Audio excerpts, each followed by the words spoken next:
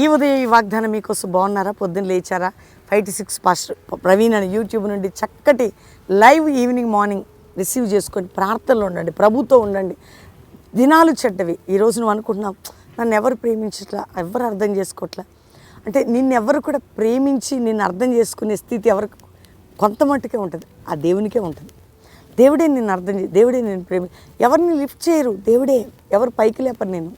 నువ్వు విసర్జించబడుతున్నావు, కృంగిపోతున్నావా, అలసిపోతున్నావా, ఓడిపోతున్నావా, నా జీవితం ఏంటి, ఎవరు నాకు సాయం చేయట్లేదు, అసలు దేవుడు నేనే, ఎవరు నువ్వు వేస్ట్ అన్నా, నిన్ను వేస్ట్ అనుకున్నా, నేను మాత్రం నిన్ను వేస్ట్ అన్నాను.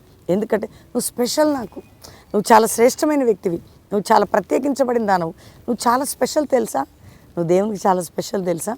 ఎవరికి నువ్వు అక్కర్లేకపోవచ్చు నాన్న, దేవునికి నువ్వు కావాలట.